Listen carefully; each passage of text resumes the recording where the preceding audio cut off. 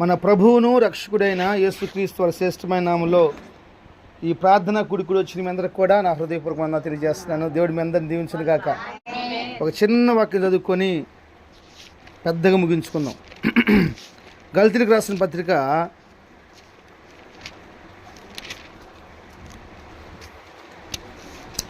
6వ అధ్యాయము, గల్తీలకు రాసిన పత్రిక 6వ అధ్యాయము 7వ వాక్యాన్ని చదువుకుందాం. మోసపోకుడి, దేవుడు వెక్కిరించబడడు. మనుషుడు ఏమి విత్తునో ఆ పంటనే కోయును. చాలు, చిన్న ప్రార్థన చేసుకుందాం. మహాపరిశుద్ధుడైన తండ్రి, ప్రేమ నమ్మకం కలిగిన మా దేవ, మీ కొందనాలు స్తుతులు స్తోత్రాలు చెల్లిస్తున్నాను. అయ్యా, నిజంగా నువ్వు ఎంత గొప్ప దేవుడివో. ఈ కుటుంబాన్ని ప్రేమించి గడిచిన సంవత్సరం అంతా మీ కృప కింద కాపుదలు ఉంచుకున్నారు నాయన. కాచినారు ప్రభా, భద్రపరిచినారయ్యా. మరి ఈరోజు ఏర్పాటు చేసుకుని ప్రార్థన కూడికంతా కూడా మీరు ఆశీర్వదించండి నాయన. తన బంధువులు, స్నేహితులు, సంఘస్థులు, సేవకులు అనేక మంది కుడి వచ్చినారు. అందరూ మీరు జ్ఞాపం చేసుకోండి అయ్యా. వారిని కూడా విడిచిపెట్టొద్దు. మరి ప్రాముఖ్యంగా చక్కగా పాటలు ప్రార్థనలు చేస్తున్నారు. మీ వాక్యాన్ని ధ్యానం చేయబోతుండగా నీ కృప కలిగిన మాటలు మా నోటికి అందించండి అయ్యా. ప్రజలందరూ కూడా వినగలిగిన చెవులను అర్థం చేసుకున్న మనసును దయచేయండి. మరి ప్రాముఖ్యంగా నాయన, యథావిధిగా నేను మాట్లాడితే ప్రయోజనం లేదు, మీరు మాట్లాడితే నాయన చాలా ప్రయోజనకరంగా మార్చబడుతుంది. నేను మాట్లాడితే గాల్లో కలిసిపోయిద్ది అయ్యా. మీరు మాట్లాడితే హృదయాల్లో నిలిచిపోయిద్ది ప్రభా. హృదయాల్లో నిలిచిపోయే మాటలు మీరు మాట్లాడండి. వాక్యానికి వ్యతిరేకంగా పనిచేస్తున్న ప్రతి దురాత్మందక శక్తులు బంధించమని యేసు నామములో ప్రార్థన చేస్తున్నాను తండ్రి. ఆమేన్. హల్లెలూయా, హల్లెలూయా. చాలా సంతోషం. మనం చదువుకున్నటువంటి ఈ లేఖన భాగంలో ఒక చక్కని మాట ఆత్మదేవుడు మన కోసం రాసిపెట్టాడు. ఏంటంటే, మనుషులు ఏదైతే విత్తుతారో దాన్ని కోసుకుంటారు. మనం ఏది విత్తుతామో దాన్ని ఖచ్చితంగా కోసుకుంటాం. ఇది చాలా ప్రాముఖ్యమైన విషయం. ఇది చాలా ఇంపార్టెంట్ విషయం. నేను ప్రార్థన చేస్తున్నప్పుడు ప్రభు నాకు ఈ కుటుంబం కోసం ఈ వాక్యాన్ని జ్ఞాపం చేశాడు. అందుకని మీ అందరికీ నేను చెప్తున్నాను, ఈ నూతన సంవత్సరంలో, ఈ 2025 సంవత్సరం జనవరి మాసంలో ఒక శ్రేష్టమైన వాగ్దానపూర్వకమైన సందేశంతో కొన్ని మాటని తెస్తా. ఈ సంవత్సరం, గడిచిన సంవత్సరాల్లో మీరు ఏది విత్తున్నారో, ఏది ఇత్తారో, ఇక ఏది విత్తబోతున్నారో దాన్ని మీరు కోసుకోబోతున్నారు. అది సత్యం. అది చాలామంది మోసపోతున్నారు. డూప్లికేట్ ఇత్తనాలు ఇస్తున్నారంట. దొంగ ఇత్తనాలు తెచ్చుకొని అమ్మేవాడు అమ్ముతున్నాడు దొంగ ఇత్తనాలు. వీళ్ళు కూడా జ్ఞానం లేకుండా తెచ్చుకుంటున్నారు, వీళ్ళు వెతుకుతున్నారు. గుర్తుపెట్టుకోండి, ఒక మంచి మాట చెప్తాను. మనిషికి ఏమిత్తాలో తెలుసు. మనిషికి ఏమిత్తాలో తెలుసు. నోటి తెచ్చి చెప్పండి. ఎక్కడ ఇత్తాలో తెలుసు, ఎలా ఇత్తాలో తెలుసు, ఎప్పుడు ఇత్తాలో తెలుసు. ఏమిత్తాలో తెలుసు, ఎక్కడ ఇత్తాలో తెలుసు, ఎప్పుడు ఇత్తాలో తెలుసు, ఎలా ఇత్తాలో తెలుసు. మనిషికి తెలుసు, కానీ సాతాను గాడికి ఏం తెలియదు. సాతాను గాడికి ఒక్కటి మాత్రం తెలుసు, మోసం చేయటం మాత్రం తెలుసు. గోధుమలో తీసుకొచ్చేసి గురుగులు విత్తడం మాత్రం వాడికి తెలుసు. మనిషి అలా కాదు, సాతాను గాడి కంటే గొప్పవాడు. Praise the Lord. నువ్వు నేను సాతాను గాడి కంటే గొప్పవాళ్ళం. మనం దాన్ని చూసి భయపడటం కాదు. నీకోసం సృష్టికర్త అని దేవుడు ప్రాణం పెట్టాడు. నీకోసం, నా కోసం సృష్టికర్త అయిన దేవుడు కోట్లాది దేవదూతలను విడిచిపెట్టేసి భూలోకానికి వచ్చాడు. హల్లెలూయా. దేవుని పెట్టారా? వాక్యం వింటున్న మీరు నేర్చుకోవాల్సిన సత్యమైన దశ, మనం ఏది విత్తుతామో దాన్ని కోసుకుంటాం, ఎక్కడ విత్తుతామో దాన్ని కోసుకుంటాం, ఎలా విత్తుతున్నామో దాన్ని కోసుకుంటాం, ఎప్పుడు విత్తుతున్నామో దాన్ని కోసుకుంటాం. ఎండాకాలంలో ఎవరైనా పంట వేస్తారమ్మా? వానాకాలంలో ఎవరైనా కోత కొత్తారమ్మా? రాళ్ళ భూమిలో విత్తనం వేస్తారమ్మా? ఎక్కడ వేయాలో, ఎప్పుడు వేయాలో, ఎలా వేయాలో వాళ్ళకి బాగా తెలుసు, చాలా బాగా తెలుసు. జాగ్రత్తగానండి. ఈరోజు నేను చెప్తున్న మాట ఏంటంటే, మీరు ఎక్కడైతే, ఎప్పుడైతే, ఎలా అయితే విత్తుతున్నారో దాన్ని కంపల్సరీ కోసుకుంటారు. అయ్యో మర్చిపోయినా కుదరదు, అయ్యో సారీ అన్నా కుదరదు. సారీ బీళ్ళు తూచులు జాంతన్నాయి. ఒక దైవజనుడు సాక్ష్యం చెప్తున్నాడు. ఏమో సాక్ష్యం చెప్తున్నాడంటే, ఆ అబ్బాయి వచ్చేసేసి అంటున్నాడు, అయ్యా పాస్టర్ గారు ఒక మాట చెప్తాను, దయచేసి నా పేరు చెప్పకుండా ఎవరికైనా చెప్పమని చెప్పాడంట. అనేక మంది యవనస్తుల్లో మార్పు కలగడం కోసం నా సాక్షి జీవితాన్ని మీరు చెప్పమని చెప్పాడంట. ఏం తమ్ముడో చెప్పు, ఏంటి నీ సాక్షి జీవితం అంటే, ఏం లేదు, నేను 40 మంది ఆడపిల్లల్ని ప్రేమించి వాళ్ళతో కాపురం చేస్తానని చెప్పానంట. ఎంతమంది? 40 మంది ఆడపిల్లలతో నేను కాపురం చేశాను. ఇప్పుడు నేను మారిపోయాను, దేవుణ్ణి నమ్ముకున్నాను. నా పాపిష్టి జీవితం అలాంటి జీవితం, నాది వరస్ట్ జీవితం. నిజంగా దేవుణ్ణి నమ్ముకున్నాను. ఇప్పుడు బాప్తిసం తీసుకున్నాను, మారు మనసు పొందాను, ప్రభు శరీరం తింటున్నాను, ప్రభు రక్తం తాగుతున్నాను, ఆత్మీయ సహవాసంలో కట్టబడుతున్నాను, ప్రతి ప్రార్థనకి వెళ్తున్నాను, వాక్యం చదువుతున్నాను, మోకరిస్తున్నాను, ప్రార్థన చేస్తున్నాను, పరిచర్యలో పాలుబందులు పంచుకుంటున్నాను. మన బిడ్డలు ఎప్పుడు ప్రార్థనలో ఉండాలి, మన బిడ్డలు ఎప్పుడు పరిచర్యలో ఉండాలి, వాళ్ళకి అలవాటు చేయాలి. అమెరికాలో చేసే పని తెలుసా? ఇప్పుడు లేదు, అందుకనే భయంకరమైన పరిస్థితులు అమెరికా ఊడిపోయింది. అమెరికాలో ప్రారంభ దినాల్లో వాళ్ళు చేసిన భక్తి ఏంటంటే, వాళ్ళ పిల్లలకి భక్తి నేర్పించేవాళ్ళు, వెంట తెచ్చుకునేవాళ్ళు, ప్రార్థనలో కూర్చోబెట్టినవాళ్ళు, జాగ్రత్త తీసుకెళ్లేవాళ్ళు, ప్రార్థన చేసుకున్నప్పుడు సేవకులకి వాళ్ళు కానికిచ్చేవాళ్ళు, వాళ్ళ బిడ్డల చేత కూడా ఇప్పించేవాళ్ళు, నేర్పించేవాళ్ళు భక్తి. ఆ తరం పోయింది. ఇప్పుడు ఒక పాపిష్టి తరం, భ్రష్ట తరం వచ్చింది.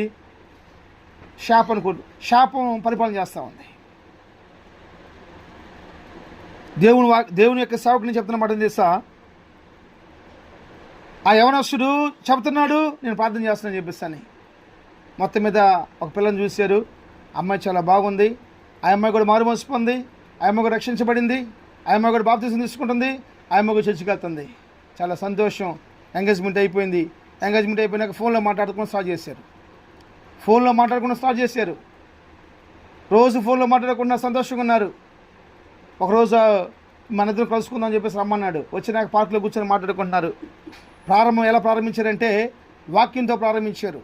ఈ వాక్యంతో దేవుడు నాతో మాట్లాడాడు, నేను రక్షించబడ్డాను, ఇదిగో ఈ వాక్యంతో నాతో మాట్లాడాడు, నేను రక్షించబడి చెప్పి చెప్పుకుంటున్నారు. చాలా సంతోషం అనిపించిందంట. పోను నీ యొక్క జీవితం చెప్పమని చెప్పాడంట. ఈ అబ్బాయి చెప్పాడంట, ఏం లేదు, నేను 40 మంది స్త్రీలతోటి పాపం చేస్తాను చెప్పాడంట. మరి నీ జీవితం చెప్పమని చెప్పాడంట. అబ్బాయి అమ్మాయిని అడిగాడంట. నేను కూడా పెద్ద లేదండి, 20 మందిని మార్చని చెప్పిస్తుందంట. ఇది సత్యం, నా చేతిలో బైబిల్ ఉంది. ఎంతమంది మార్చిందంట? నువ్వు 40 మందిని నువ్వు ఏది ఎత్తుతావు దాన్ని కోసుకుంటావు. అంటే అందరి జీవితంలో జరిగిద్దని చెప్పను నేను అన్నమాట. అందరి జీవితంలో అలా జరిగిద్దని నేను చెప్పను. నువ్వు ఏదైతే ఎత్తుతావో దాన్ని నువ్వు కోసుకుంటావు. ఎవరైతే తవ్వుకుంటారో గుంట దానిలో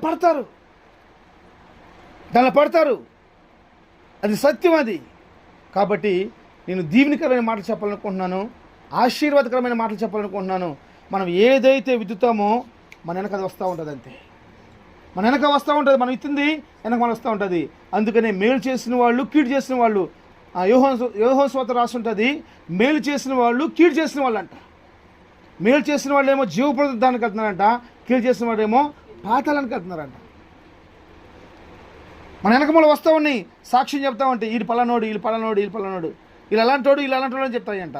హల్లెలూయా చెప్తాం. హల్లెలూయా. చాలా సంతోషం. జాగ్రత్తగానండి. మనం ఏది విత్తుతామో దాన్ని మనం కోసుకుంటాం. నువ్వు ఏది విత్తుతావో దాన్ని కోసుకుంటావు. బైబిల్లో మనం చదువుకున్నప్పుడు బైబిల్ తీయండి, ఆదికాండం 26వ అధ్యాయము 12వ వచనం 13వ వచనం చదువుకుందాం. ఆదికాండం 26వ అధ్యాయము 12వ వచనం 13వ వచనం చదువుకుందాం.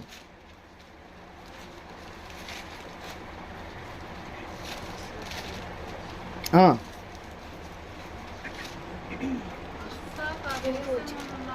26వ అధ్యాయము 12, 13 వచనాలు చదవండి ఎవరు ఒకళ్ళు. ఇస్సాకు ఆ దేశమందున్నవాడై విత్తనము వేసి ఆ సంవత్సరము 100 ఫలం పొందెను. హల్లెలూయా.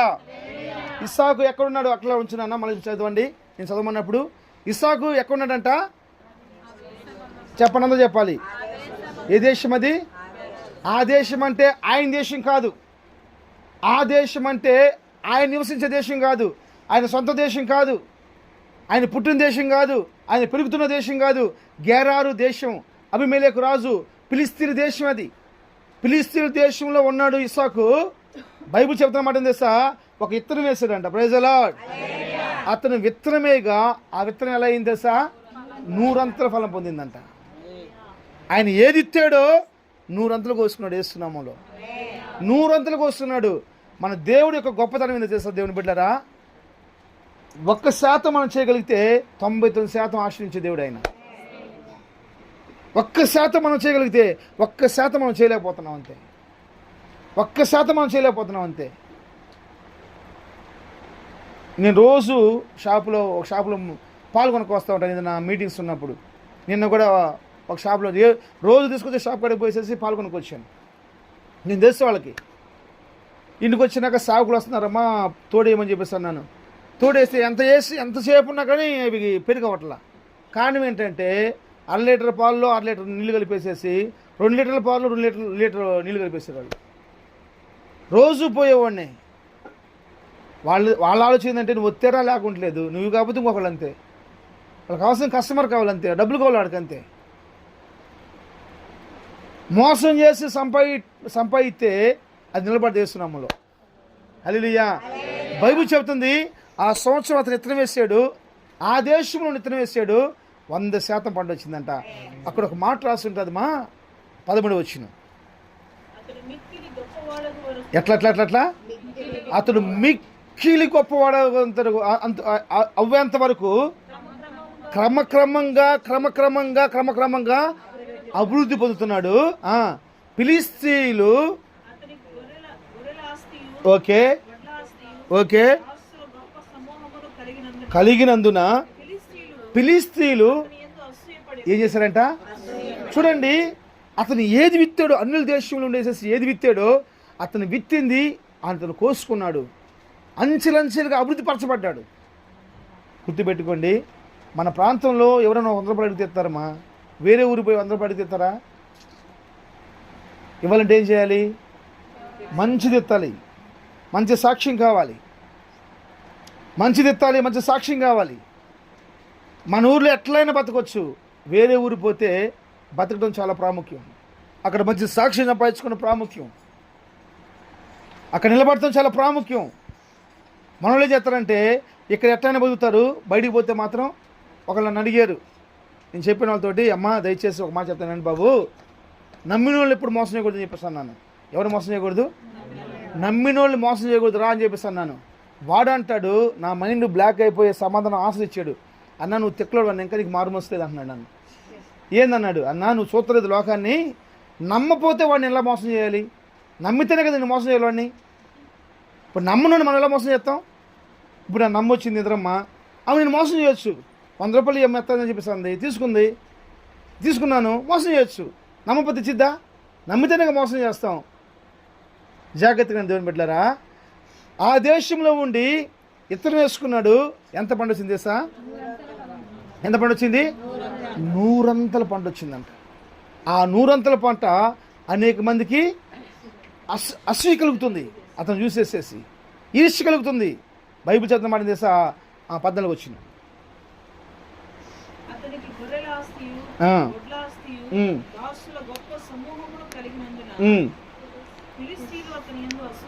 ఓకే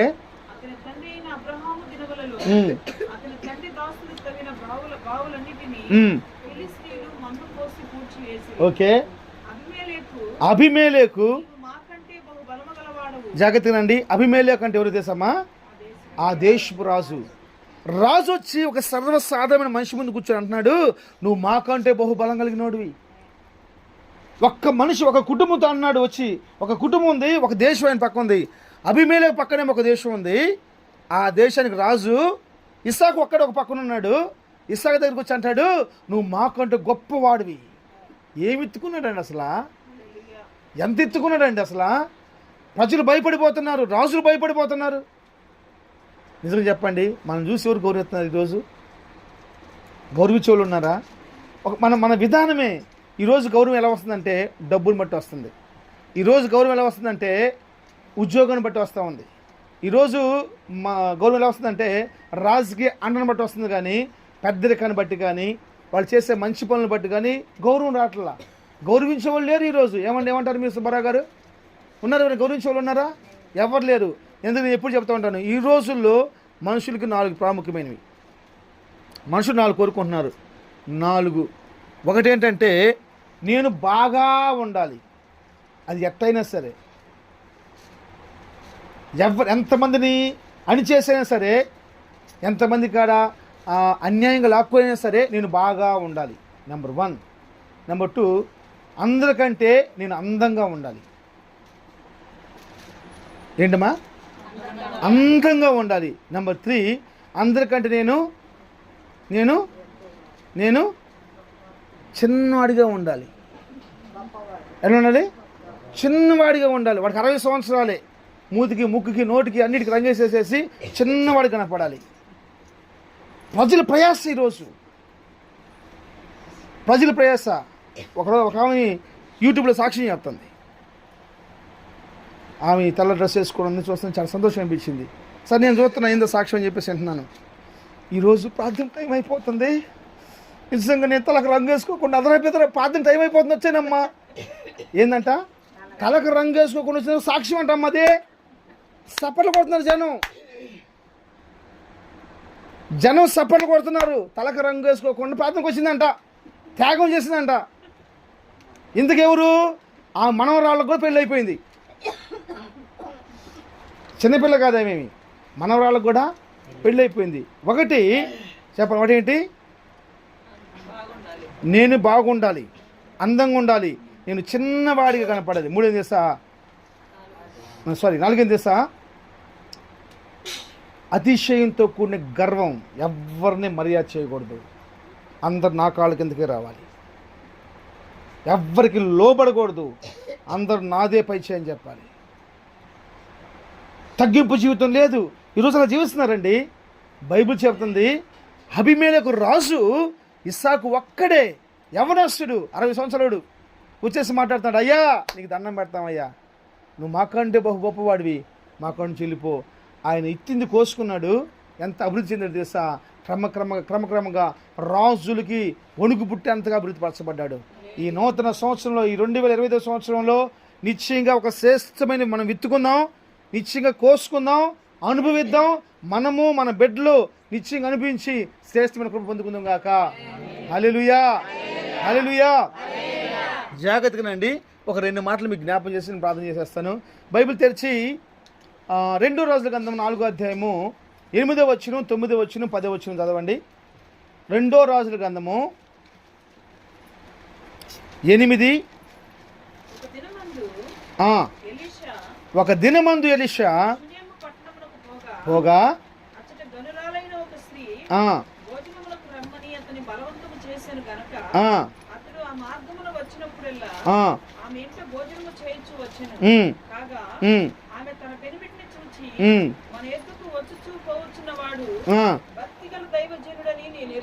ఓకే,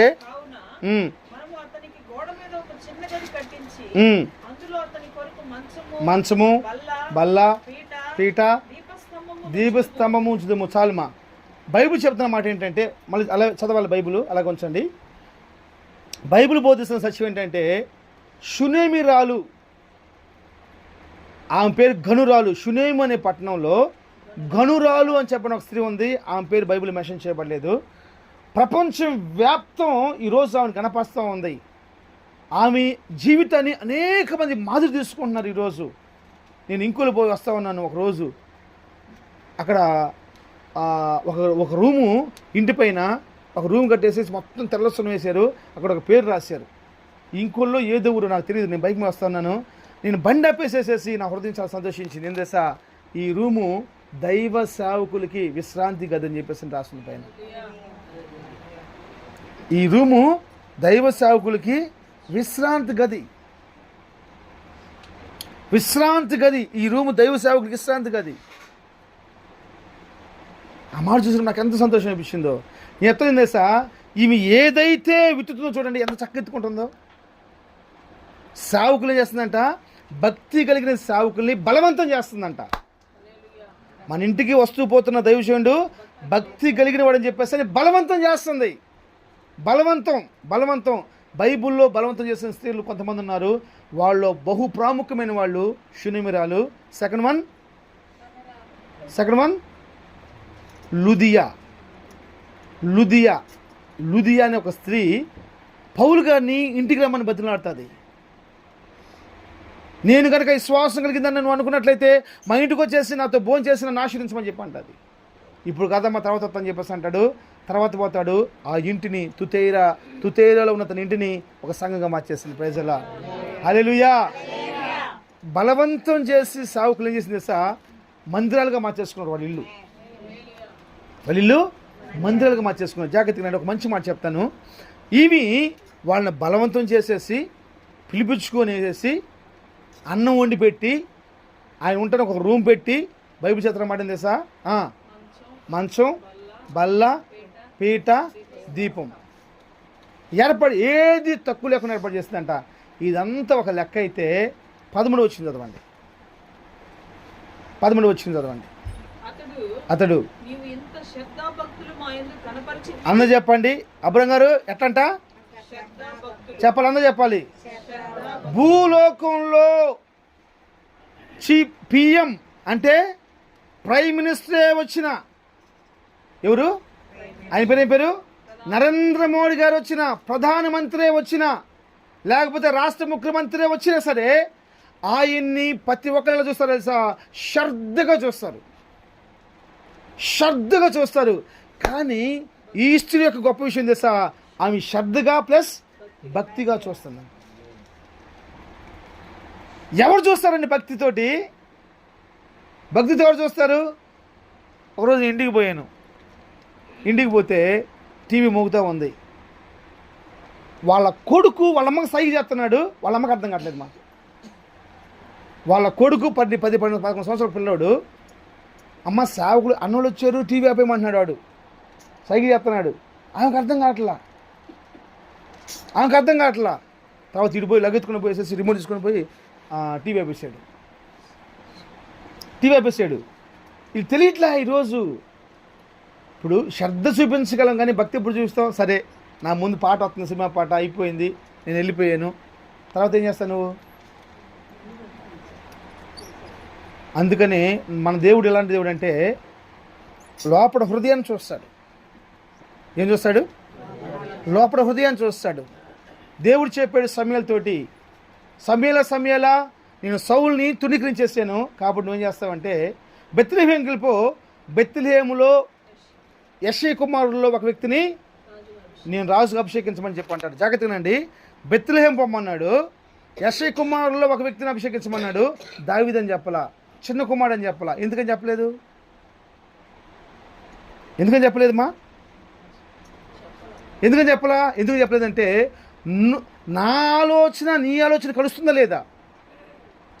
నా ఆలోచన దేవుని ఆలోచన సమూయేలు ఆలోచన కలుస్తుందా లేదా అని చూస్తున్నాడు. మొత్తం అయిపోయాడు. సమూయేలు కూర్చో అన్నాడు. అబ్బాయి నేను బలి ఇవ్వడానికి వచ్చాను కానీ మీరందరూ శుద్ధిలో అని చెప్పేసి అన్నాడు. ఎలియాబు వచ్చాడు. ఫస్ట్ ఎలియాబు ఎంత హైట్ ఉన్నాడు, కండ్ల బిండ్లు దిట్టంగా ఉన్నాయి.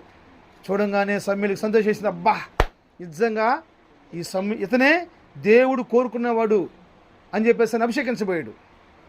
దేవుడు అన్నాడు, అయ్యా దయచేసి నాకు క్షమించు, నువ్వు పై రూపం చూస్తావు కానీ నేను లోపల రూపం చూస్తాను. ఇది ఫెయిల్ అయినా. అట్లా 7 ఫెయిల్ అయిపోయారు. ఏంద్రా ఇక్కడికి రమ్మని చెప్పేసి అన్నాడు. ఇక్కడికి వచ్చి 7 ఫెయిల్ అయిపోయారు. అప్పుడు అడుగుతున్నాడు సమూయేలు, ఇంకా ఎవరైనా ఉన్నారా? అప్పుడు అంటాడు, ఒకడు ఉన్నాడయ్యా కడసటి వాడు గొర్రెలు కాసుకుంటున్నాడు అనగానే వాడు పిలిపిమని చెప్పేసి అంటారు. దేవుడు దావీదుని అభిషేకిస్తాడు. నేను చెప్తున్న మాట ఏం తెలుసా? మనం పై రూపం చూస్తాము, దేవుడు అంతరంగం చూస్తాడు. దేవుడు లోపల హృదయాన్ని చూస్తాడు. బైబిల్ చెప్తుంది ఆ వంట భూప్రపంచం అందరూ శ్రద్ధగా చేస్తారు కానీ ఆమె ఏం చేస్తుంది తెలుసా? భక్తితో చేస్తుంది. మేము ఏదో ఒక ఏరియాకి వెళ్ళాం, ప్రార్థనకి అయిపోయింది. మాకు భోజనం వడ్డిస్తున్నారు, టేబుల్ వేసారు, భోజనం వడ్డిస్తున్నారు. అందరి కోసం ప్రార్థన చేసేసాను. అయితే మాకు వడ్డిస్తున్నామి కడకడ ఉనిపోతుంది. కాదుమా, కాకుమాని అనుకుంటాను, సరే గుర్తులేదు నాకు. గడగడ ఉనికిపోతుంది. వాళ్ళ కమ్మోళ్ళు వణికిపోతుంది, కూర ఐటం వణికిపోతుంది, భయపడిపోతుంది. అవి సార్ చాలా ఇంకేమైనా ఏమంటారు అంటుంది. మొత్తం వేసి నాకు ఏంటమ్మంటే వాళ్ళ కొడుకు బాగాలేదంటే ప్రార్థన చేపిస్తాను, వచ్చిందంట. ఆమె వచ్చి మాకు ప్రార్థన విశ్వాసం, మారుమనసు పొంది రక్షించబడింది. వణికిపోతుంది. ఎవరు షేక్ అవ్వగలరు? ఈరోజు మా వాళ్ళు రెండోసారి కూర అడిగితే బట్టల మీద పోతున్నారు.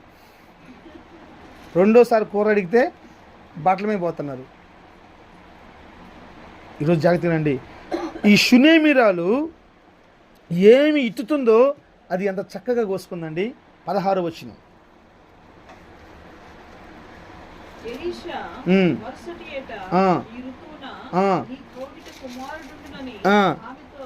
అడిగిందా అమ్మ? అడిగిందమ్మా? పెద్ద చెప్పండి. తెలుసా తెలియదు? అడిగిందంటమ్మా. శూన్యమరాలు అడిగిందా? నువ్వెందుకు అడుగుతున్నా? మనం ఎందుకు అడుగుతున్నావు? అసలు మనం ఏం అడుగుతున్నావు? నువ్వు ఇత్తు అడగాల్సిన అవసరం ఏందమ్మా? శౌరి పాష గారు ఉండేవాడు, పాపం చనిపోయాడు, దేవుని దగ్గరికి వెళ్ళాడు. ఆయన మా కాడికి వస్తా 4 గంటలు 4 నలుగురికి 4 మామిడికాయలు తీసుకొస్తాడు. తీసుకొచ్చి ఏం చెప్తాడు తెలుసా? ఈ సంవత్సరం మా చెట్టుకు 2000 మామిడికాయలు కాసినాయని చెప్తాడు. 2000 మామిడికాయలు కాస్తే దశభాగం ఎంతమ్మా? కనీసం 200 తీసుకురావాలిగా. 200 తేడంట. 4 తీసుకొచ్చాడు. బల్లె ఉన్నాయి కాయలు మాత్రం. ఏం చేస్తారంటే నేనే తింటా 2000 కాయలు అన్నాడు ఆయన అంటాడు, ఈ సంవత్సరం అంతా కూడా మేము బయట కాయలు కొనము, మా చెట్టుకు కాసిన కాయలు మేము తింటాం. నువ్వు ఇత్తితే నువ్వు కోసుకుని నువ్వు అనుభవిస్తావు. అడగాల్సిన కర్మ మనకెందుకమ్మా? అడగాల్సిన బాధ మనకేముంది? నీ మనసులో ఊహించిన దానికంటే ఎక్కువ చేసే దేవుడు మనకు ఉన్నాడు కదా. నీకు ఏమి కావాలో ఎరిగిన దేవుడు ఉన్నాడు కదా. ఆకాశ పక్షులు చూడువి, అవి ఎత్తవు, కోయవు, కోటలో కూర్చుకొనవు. వాటికంటే మీరు గనులు కాదా? శ్రేష్టమైన వాళ్ళు కాదా? ఉన్నతమైన వాళ్ళు కాదా? నువ్వు విత్తుమా. నువ్వు విత్తితే చాలా సంతోషపడతావంతే. కుమారుడిని మీదకి వస్తాను అడగలా, అసలు నోటేసే మాట్లాడలేదు. నేను చెప్తున్నా, ఈ మాట నాకు చాలా బలపరిచింది. నువ్వు ఏదైతే ఎత్తుతావో దాన్ని సమృద్ధిగా నువ్వు కోసుకుంటావు. ప్రైజ్ ది లార్డ్, హల్లెలూయా. నువ్వు ఏదైతే విత్తుతావో దాన్ని సమృద్ధిగా కోసుకుంటావు. చివరిగా నేను మాట ముగించబోతున్నాను. 126వ కీర్తన 5వ వాక్యం 6వ వాక్యం చదవండి. ఫస్ట్ 5వ వాక్యం చదవండి.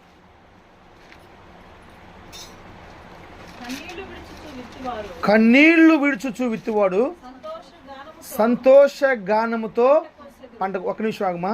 ఎలా ఇస్తున్నారంట వీళ్ళు? నేను చిన్నప్పుడు నాకు 7-8 సంవత్సరాల వయసు ఉన్నప్పుడు జాగర్లు 3 అని ఒక ఊర్లో ఉన్నాను. చెప్పండి, ఏ పేరు?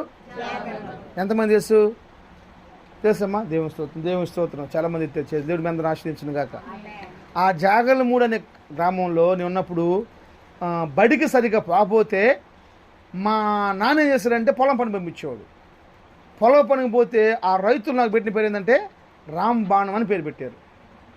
ఇట్లా చూసేకి వెళ్ళిపోతాం, అంత ఫాస్ట్గా పని చేస్తాం. ఏదన్నా కొత్తగా పని స్టార్ట్ చేస్తున్నప్పుడు సాక్ష్యం చెప్తున్నాను. నేను కొత్తగా పని స్టార్ట్ చేస్తున్నప్పుడు నేను వచ్చిందాక ఆగి నా చేత మొదటి ఇత్తనం నడిపిస్తారు. గుర్తు ఎందుకని? నేను బాగా కొంతమంది చెప్తా ఉంటారు, ఇది హుషారుకున్న వాళ్ళు ఫస్ట్ మొదలు పెడితే నడువులు పుట్టవు అని చెప్పేసి అంటారు. సెంటిమెంట్ అనమాట వాళ్ళకి. నా ద్వారా ఎందుకు నడిపించారంటే వీడు హుషారుగా ఉంటాడు, చాగ్గా ఉంటాడు, మంచి మనస్సు కాబట్టేసి ఈ పంట బాగుపడుతుందని చెప్పేసి అని ఈ పదే నీరసంగా అని నేర్చుకుంటూ ఉన్నా అనుకో, నా చేత నడిపిస్తాడా? నా దేవుని కృప ఏదో తెలుసా? ఏడ్చేవాళ్ళు ఇత్తితే అది బహుగా పండిద్దంట. లోకం ఏం చూసిద్దంటే హుషారుగా ఉన్నవాళ్ళు చూసిద్ది. నా యేసయ్య ఉండలేసా? కన్నీరు కార్చేవారు ఇత్తితే నా దేవుడు చూస్తాడంట. ప్రైజ్ ది లార్డ్, హల్లెలూయా, హల్లెలూయా. దేవుని బిడ్డల జాగ్రత్తనండి. వాక్యం మనకు బోధిస్తున్న సత్యం తెలుసా? వాళ్ళు కన్నీరుతో ఇత్తారు, సంతోష గానాలతో పంట కోసారంట. చాలామంది వ్యాపారాలు ప్రారంభిస్తారు, ఎన్ని రకాల వ్యాపారాలు చేస్తూ ఉంటారు. దానిలో ఫెయిల్. దేనికి ఫెయిల్? మన ప్రియులు ఒకళ్ళు చికెను శారబా బండి పెట్టారు గేట్ కాడ. అసలు ప్రార్థన చేయించారు. నేను దేవుని చిత్తం కాదు వద్దన్న, నా మాట వినలా. మొత్తం మీద కొంచెం ఏర్పాటు చేసేసారు. ఇక వాళ్ళ వల్లగాక అప్పులైపోయి వదిలిపెట్టేశారు. దేవుని సేవ చెప్పినప్పుడు వినాలి కదా, దేవుని చిత్తం కాదని చెప్పినప్పుడు వినాలి కదా. ఫెయిల్ ఓటమి. సంతోష గానాలతో పంటకు వస్తారంట. ఎంత పట్టుకుని ఇస్తున్నారు చెప్పండిమా? పిడికిడేనంట. ఎలా కోసుకెళ్తున్నారు? 6వ వచనం. ఎంత అంటమ్మా? పిడికిడి విత్తనములు చేత పట్టుకొని ఏడ్చుచూ పోయిత్తువాడు ఏందంట? పనలమా బస్తాలంట. ఇది అద్భుతం. నా జీవితంలో ప్రభు నెరవేర్చిన కార్యం ఇది. స్తోత్రం. నా జీవితంలో ప్రభు చేసిన కార్యం ఇది. నేను చెన్నై పోయినప్పుడు నా చిన్న సాక్ష్యం చెప్పి నేను ముగిచేస్తాను. చెన్నై పోవడానికి నాకు ఛార్జీకి డబ్బులు లేవు. 2006, 2007 సంవత్సరాల్లో నేను చెన్నై పోవడానికి నాకు ఆ డబ్బులు లేవు. అక్కడ పోయి నా ఫ్రెండ్ ఒక అబ్బాయి ఉన్నాడు ఇక్కడ. నాకు బహుగా దాహం వేస్తుంటే వాటర్ బాటిల్ 10 రూపాయలు.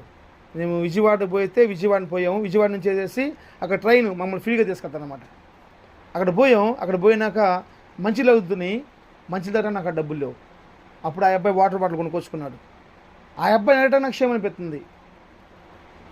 ఎందుకు కొంచెం మంచి నీళ్ళు తాగాలని చెప్పేసి అంటాం కోసం. 5 పైసలు నాకు అక్కడ లేదు. నేను పోయినాక నాకు అక్కడ వాళ్ళు నాకు పెట్టిన పెట్టుబడి ఎంత అంటే 6,000 రూపాయలు.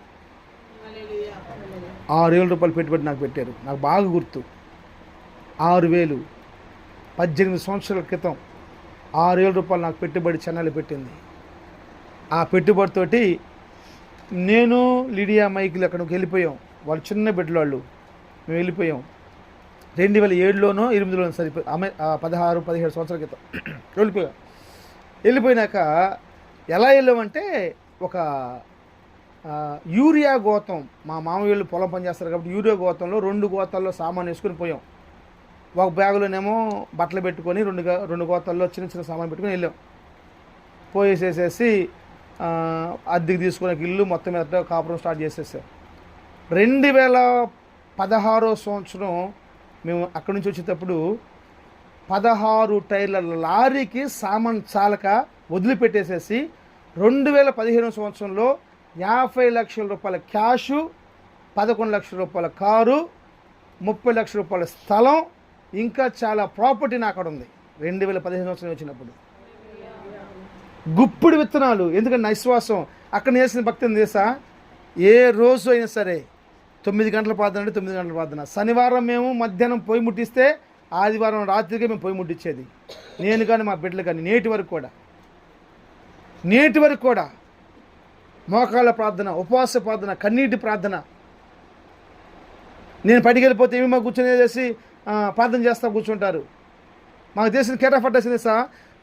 నేను వెళ్ళే జాబు, లేకపోతే ఇల్లు, లేకపోతే చర్చి. ఈ 3 కేర్ ఆఫ్ అడ్రస్. ఇంకెవరు నాకు బంధువులు కూడా తెలియదు. ఇంకెవరన్నా మనోళ్ళకి పండగ ఏంటంటే మాకేదైనా లీవ్ దొరికినప్పుడు ఇక్కడ రావటమే, ఇంటికి రావటమే పండగ. గుప్పుడు ఇత్తనాలు మా పనుల మోసుకొచ్చారంట. 40 సంవత్సరాలు 25 లక్షల మందిని ఒకే ఆహారంతో పోషించాడు దేవుడు. ఒకే నీళ్ళు, వాళ్ళు బండ్ల నుంచి వచ్చి నీళ్ళు తాగారు. వాళ్ళు మారాని మధురంగా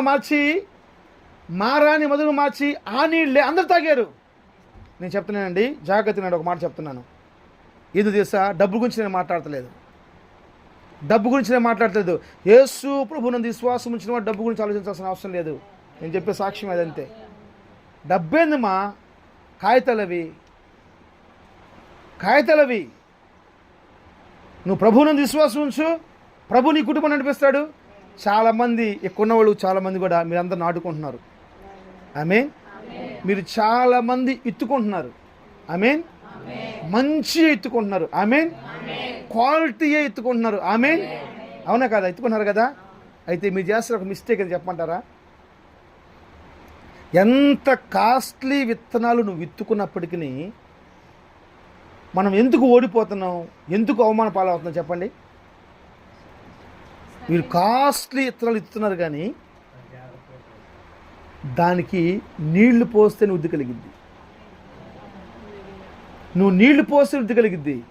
మనం కాస్ట్లీ విత్తనాలు మంచి స్థలంలో, రాళ్ళు లేని స్థలంలో, ఎండగాసే స్థలంలో, మంచుబడే స్థలంలో, వానొచ్చే స్థలంలో నువ్వు నాటుకుంటున్నావే కానీ దాని మీద నీళ్లు పోయిట్లా.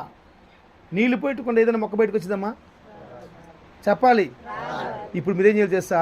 మీరు నాటుకుంటున్నారు కానీ నీళ్లు పోయి నేర్చుకోవాలి. చాలామంది అంతే ఉన్నారు. నీళ్లు పోస్తే వరే పరలోకంలో ఉంటారు. Praise the Lord. అసలు నీళ్లు పోయటం అంటే ఏంటి?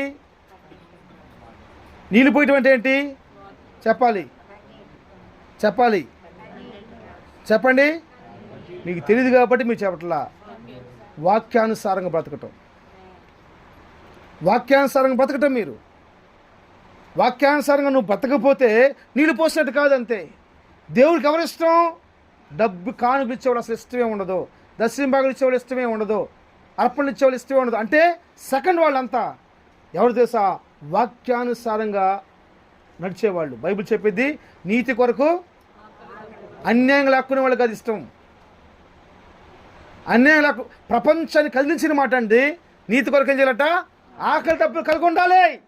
యేసుబాబు చెప్పిన మొట్టమొదటి ప్రసంగం అది.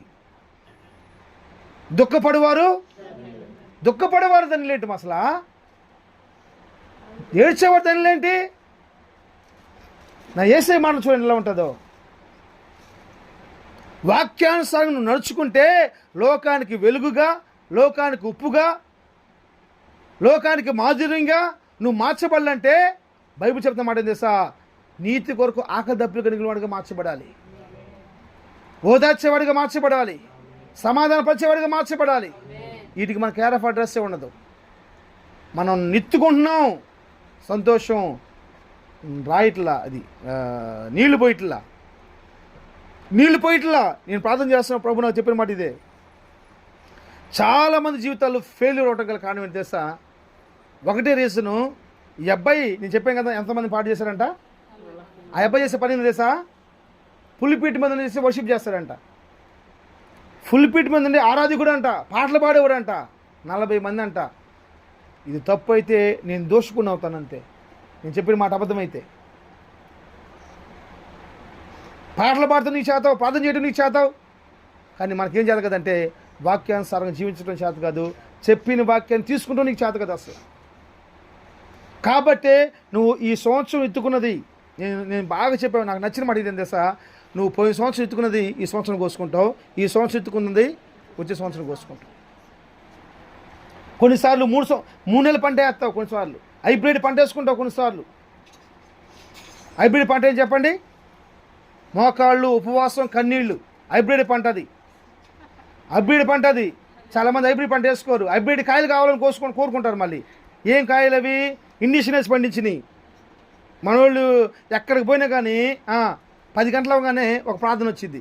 ఎవరు చేస్తున్నారు? కొన్ని పల్లెల్లోకి వెళ్తే 10 గంటలు అవగానే ఒక ప్రార్థన వచ్చింది. ఏం ప్రార్థన అమ్మా? చర్చిల్లో పైన మైకి పెట్టి ప్రార్థన అన్నమాట. రెడీమేడ్ ప్రార్థన,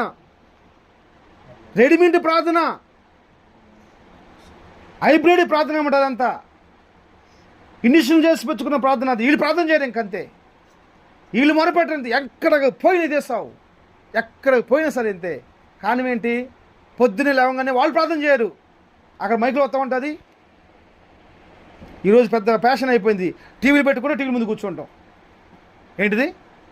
టీవీలు వీళ్ళు బైబిల్ చదవరు. వీళ్ళు చూడంగానే అబ్బాయి ఎంత భక్తి పాటలు అబ్బాయి, ఇప్పుడు చూసిన టీవీ వాక్యం వింటానే ఉన్నారు. ఏంటంటే నీకంటే నాకంటే సాధారణంగా ఎక్కువ వాక్యం తెలుసు. ఏం ప్రయోజనం? నీకంటే నాకంటే సాధారణంగా ఎక్కువ తెలుసు అండి వాక్యం. సాధారణంగా నోటు తెస్తే వాక్యంతో మాట్లాడతాడు.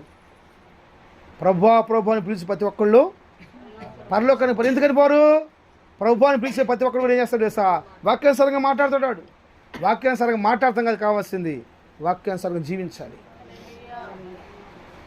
వాక్యానుసారంగా జీవించే జీవితం మనకు కావాలి. హల్లెలూయా.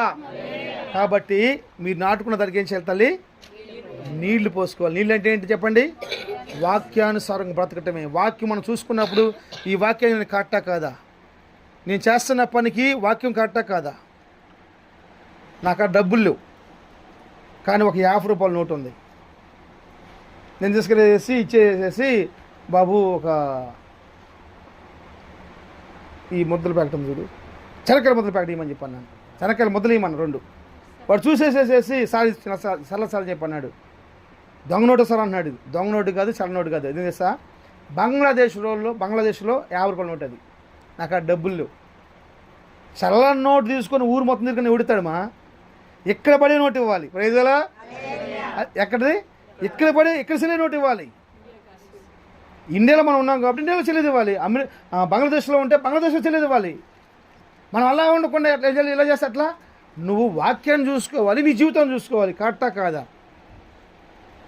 మేము ఒకరోజు మైకిల్ని హాస్టల్లో పెడతామని చెప్పేసి అని కారు వేసుకుని వెళ్తా తెలుగు ఏం చేసామంటే ఇది ఓపెన్ చేసాం, గూగుల్ మ్యాప్ ఓపెన్ చేసాం. గూగుల్ మ్యాప్ ఓపెన్ చేసి పోయాము. కొంతమంది చెప్పారు మీరు వెళ్ళాలండి, అటు వెళ్తే మీకు విజయవాడ మీదకి వెళ్తే చాలా లేట్ అయిపోయింది, దూరం అయిపోయింది, ఇలా అయితే షార్ట్ కట్ అని చెప్పేసి అన్నాడు. కొట్టంగా నిజంగానే గూగుల్ మ్యాప్ సింపుల్గా చూపించింది దారి. ఒరే బాబా ఎంత తప్పు చేశాను బాబు, నిజంగా ఇలా పోతే బాగుంటుందని చెప్పేసి అని గూగుల్ మ్యాప్ పట్టుకొని స్టార్ట్ అయ్యాం. కారు ఎక్కేం లేదు, టీ తాగేమో, టిఫిన్ చేసాం. నైట్ 8-9 అయింది. కారు ఎక్కాం, టిఫిన్ చేసాం, బయలుదేరాం. వర్షం స్టార్ట్ అయిపోయింది. ఇంకా ఈ కారు ఆ గూగుల్ మ్యాప్ మమ్మల్ని ఎక్కడ తీసుకొని తెస్తా, పెద్ద కాలం ఉంది, అది ఏమంటారు దాన్ని, అది ఏమంటారు, అది ఏం బిజీ అంటారు మాది, వైఎస్ఆర్ కట్టించినే ఏ ఊరు అది,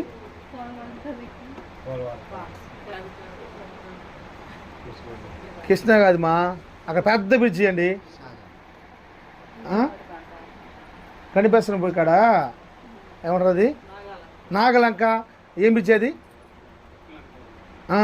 అటు పెద్ద బ్రిడ్జి ఒకటి కట్టారు కదా, ఆ బ్రిడ్జిలో తీసుకుని పోయింది. అది